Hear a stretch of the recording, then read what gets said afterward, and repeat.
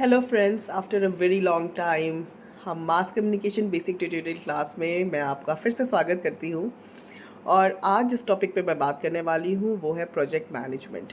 ये project management ना सिर्फ टॉपिक इम्पॉर्टेंट है हमारे कम्युनिकेशन से related, but also it is equally important जो लोग बीबीए के कोर्सेज कर रहे हैं, एमबीए कर रहे हैं, उनके लिए भी ये बहुत इंपॉर्टेंट है, specially for the bachelor in business administration के स्टूडेंट्स के लिए। तो आइए जानते हैं कि प्रोजेक्ट मैनेजमेंट क्या है। तो मैं इस पूरे वीडियो को दो पार्ट में डिवाइड करूँगी।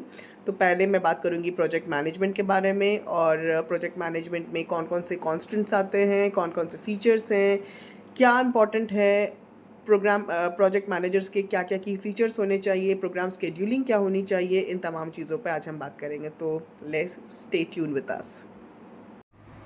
तो बात करते हैं प्रोजेक्ट मैनेजमेंट और इंस्टीट्यूशन सपोर्टिंग इंटरप्राइजेस। तो प्रोजेक्ट मैनेजर को पहले हम समझते हैं कि प्रोजेक्ट मैनेजमेंट होता क्या है। इसके लिए सबसे पहले हम समझते हैं कि व्हाट इज़ प्रोजेक्ट, प्रोजेक्ट क्या होता है। तो हम स्कूल्स कॉलेजेस हर जगह देखते थे कि हमें कुछ प्रोजेक्ट्स मिलते थे, राइट। तो प्रोजेक्ट्स का मतलब होता है एक temporary endeavour undertaking to create a unique product और सर्विसेज। यानी कि कोई भी ऐसा काम जिसका एक टेम्पररी एंडेवर हो, यानी कि वो परमानेंट इन नेचर ना हो, उसका एक शुरुआती हो, एक टाइम फ्रेम हो, और वो एक पर्टिकुलर टाइम फ्रेम पे ख़त्म होने वाला हो, उसको हम कहते हैं प्रोजेक्ट। ठीक है। तो प्रोजेक्ट का है, इसका एक साइज होता है, स्कोप होता है, कॉस्ट होता है और टाइम होता है। यानी कि प्रोजेक्ट का एक रेंज होता है कि ये कितने बड़े लेवल पे ये प्रोजेक्ट है। जैसे कि गिफ्ट सिटी का प्रोजेक्ट जो अभी भी कंटिन्यू चल रहा है, इसका फेजेस में डिवाइड कर दिया जाता है इस प्रोजेक्ट को। छोटे कुछ प्रोजेक्ट्स होते हैं जिसका ड्यूरेशन 11 महीने का, 12 महीने का होता है, उसका क्लोजर करके हमको उनको सबमिट कर देना पड़ता है अपने स्टेक होल्डर्स को। स्कोप होता है कि उससे किन लोगों को, उसका विजन क्या है, उस प्रोजेक्ट से किन लोगों को क्या बेनिफिट मिलेगा, उसका विजन और मिशन क्या है, ये हम स्कोप में बात करते हैं। कॉस्टिंग की बात होती है कि कितना कॉस्ट इन्वॉल्व है, और उसी हिसाब से हम उस कॉस्टिंग के हिसाब से बताते हैं कि हाँ वो प्रोजेक्ट को हमको किस किस चीज़, अगर उसकी कॉस्टिंग बहुत हाई है तो हमको उसको कैसे कैसे एलोकेट करना है। और टाइम है जो इसका एक पर्टिकुलर टाइम फ्रेम होता है, जैसे कि मैंने पहले ही बताया। ये है कि प्रोजेक्ट के एक कुछ फीचर्स की, एक स्टार्ट होता है, एक फिनिश होता है। जैसे कि मैंने बताया कि टेम्पररी नेचर होता है, ए लाइफ साइकिल होता है। प्रोजेक्ट का एक लाइफ साइकिल होता है जो मैं आगे के स्लाइड्स में बताऊंगी कि एक इनिशिएशन होता है, इनिशिएशन के बाद उसकी मॉनिटरिंग होती है, मॉनिटरिंग के बाद 2-3 स्तर और होते हैं, उसके बाद उसका क्लोजर होता है। बजट में हर प्रोजेक्ट का एक बजट होता है, क्योंकि उसी बजट के हिसाब से हम रिसोर्सेज को एलोकेट करते हैं, और रिसोर्सेज को एलोकेट करने के बाद हम उसको खर्च करते हैं। Use of resources, human resources की बात होती है, उसके बाद मटेरियल्स की बात होती है, इंफ्रास्ट्रक्चर की बात होती है, वो हो गई resources. Single point of responsibility, इसका मतलब ये होता है कि वो प्रोजेक्ट का कोई एक पर्सन हो जो उसकी पूरी रिस्पॉन्सिबिलिटी ले रहा हो, उसको हम कहते हैं सिंगल। जैसे कि प्रोजेक्ट डायरेक्टर जो कि उस पूरे प्रोजेक्ट की रिस्पॉन्सिबिलिटी लिया हुआ है, और उसके अंदर प्रोजेक्ट मैनेजर्स और बाकी लोग काम कर रहे हैं। टीम रोल्स, एक प्रोजेक्ट में कई टीम्स इन्वॉल्व होती है, ना सिर्फ एक प्रोजेक्ट डायरेक्टर होता है बल्कि प्रोजेक्ट मैनेजर्स होते हैं, फाइनेंशियल्स लोग होते हैं जो फिनेंसेस की चीज़ देखते हैं, कम्युनिकेशन की चीज़ें देखने के लिए कम्युनिकेशन एक्सपर्ट्स होते हैं, सब्जेक्ट एक्सपर्ट्स होते हैं, और बाकी अगर वो फील्ड से रिलेटेड डेटा कलेक्शन की बात होती है तो फील्ड के भी कुछ लोग स्टाफ्स इन्वॉल्व होते हैं। और फास्ट ट्रैकिंग, क्योंकि ये प्रोजेक्ट एक टेम्पररी एंडेवर होता है, इसीलिए उसको ट्रैक करना बहुत ज़रूरी है कि समय समय पे उसकी प्रोग्रेस किस हिसाब से चल रही है। आगे के टाइम की, जैसे कि मैंने गिफ्ट सिटी का एग्जांपल दिया कि गिफ्ट सिटी एक प्रोजेक्ट कॉस्टिंग है, ये मैंने बस एक आमूमन एग्जांपल बताया, हो सकता है कि डिटेल्स में कुछ और भी हो। ये एक प्रोजेक्ट टाइमलाइन है कि ये प्रोजेक्ट का टाइमलाइन है जिसमें टारगेट कंप्लीशन की बात होती है 2030 में। इसको फेजेस में बांट दिया गया था, अभी हमारा करंट फेज जो है वो ऑनगोइंग एक्सपेंशन में है। प्रोजेक्ट साइज है ये, और यहाँ पर है प्रोजेक्ट के स्कोप और प्रोजेक्ट के कंपोनेंट्स की। गिफ्ट सिटी का एक ऑब्जेक्टिव था, एक स्कोप था। क्या था वो स्कोप?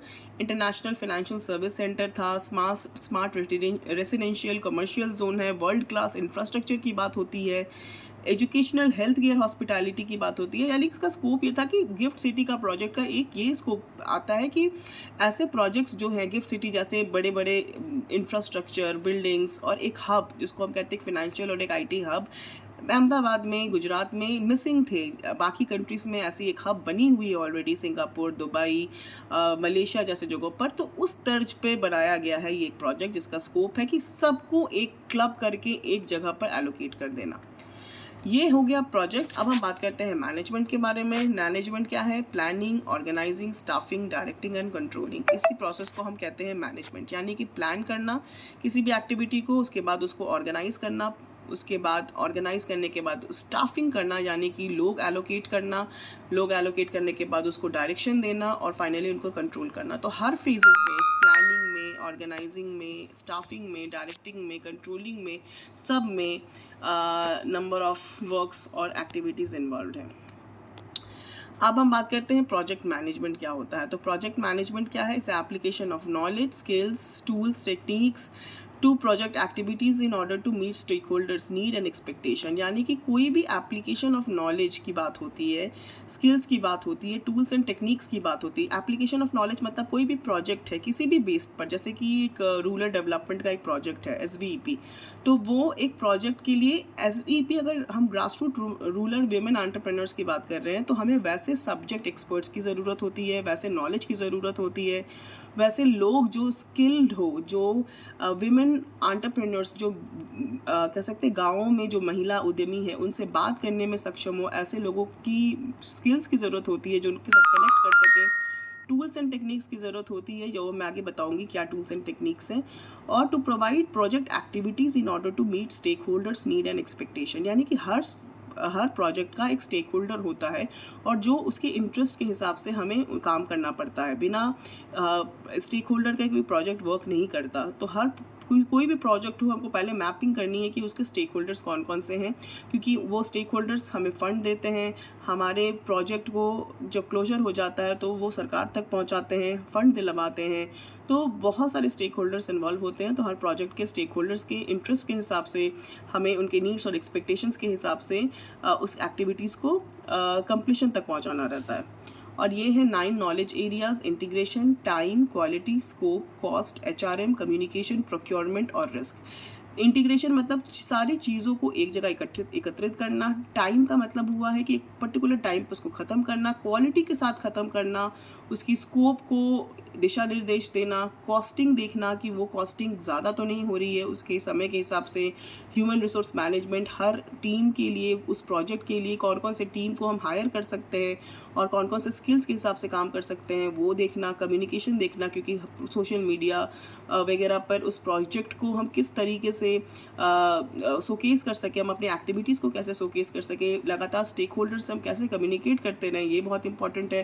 प्रोक्योरमेंट मतलब कि किस तरीके से हम प्रोक्योर करें मटेरियल्स को वेंडर्स के माध्यम से। जैसे कि हमको एक प्रोजेक्ट के लिए एक अच्छी इंफ्रास्ट्रक्चर चाहिए तो हम वो सारे मटेरियल्स प्रोक्योर कर सकें। और रिस्क, हर प्रोजेक्ट में एक रिस्क इन्वॉल्व होता है कंप्लीशन का और नहीं भी, तो इस रिस्क के साथ को भी हम नज़रअंदाज नहीं कर सकते हैं। तो ये था प्रोजेक्ट मैनेजमेंट। आगे मैं आपको इम्पॉर्टेंट कुछ बताऊंगी जिस it will be about project life cycle और प्रोजेक्ट शेड्यूलिंग का। तो ये आप नेक्स्ट वीडियो में देखिएगा।